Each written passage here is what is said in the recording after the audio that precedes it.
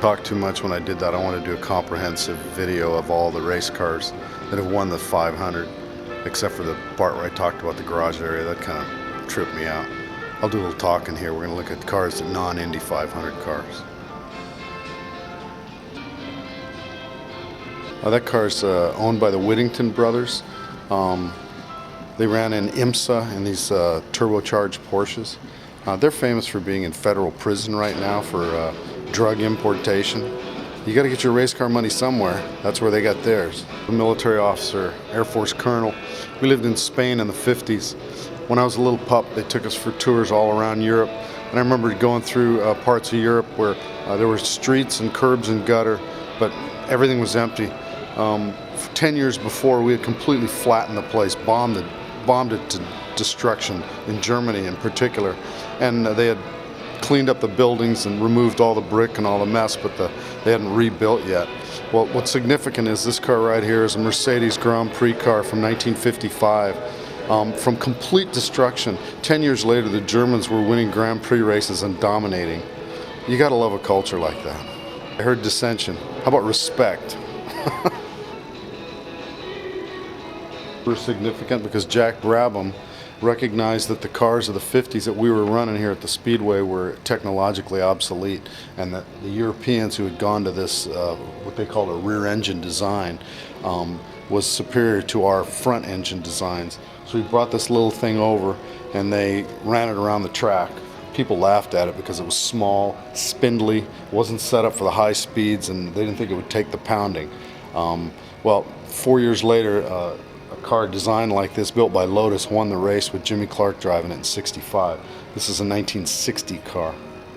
Close, there's a funny looking, there's, we got Lloyd Ruby and an old Roadster on the right, chasing Jack Brabham in a little Cooper like this on the left.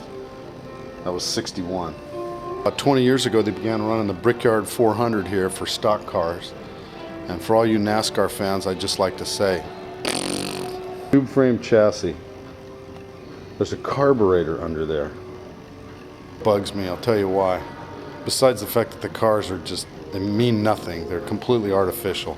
They look like street cars, but there's nothing about them that is stock. And they've chosen a technology of about 1962 or 3 and frozen it. That's one problem, but the biggest problem is they're so big and they steal all the talent from everybody else. This orange car here we were just looking at, the Home Depot car, it's driven by Tony Stewart. Tony Stewart used to be famous for driving Indy cars and sprint cars, but there's so much money in stock car racing, all the talent gets sucked over to stock car racing. Blech. 1952 Ferrari, molto bene. About the Cooper over on the other side in 1960 that the locals thought that, the Americans thought they were spindly and kind of flimsy. Well, when they brought the Ferraris over, they all broke of suspension failure. They weren't prepared for the pounding they got on the bricks, or the sustained high speeds, or the distance. Other than that, they were in pretty good shape. So you didn't know the Irish were building race cars, did you? Well, the Irish weren't building race cars. Italians sure were, still are. This is a Maserati. This sucker went good. It's won twice, 39 and 40. Evidently they figured out you had to beef the suspension up. A.J. Foyt. 4 times. You see his cars all over the place here and a lot of references to him. He says Indianapolis made him. Well, he made Indy famous too. The people in the media didn't like A.J. because he'd say it like it was. And he actually was famous for hitting the media members. He'd punch them out when he didn't like what they were saying, so they were afraid of him, and so they would speak ill of him. So when I got here in '73, all I knew was what I knew, what I watched on television and read. So I figured A.J. Foyt was a jerk. Well, I was sitting down at breakfast one day, and A.J. Foyt sat down across from me, just started talking to me, just being a nice guy to the new kid. I like A.J. Foyt. This grumpy old man speaking. I'm getting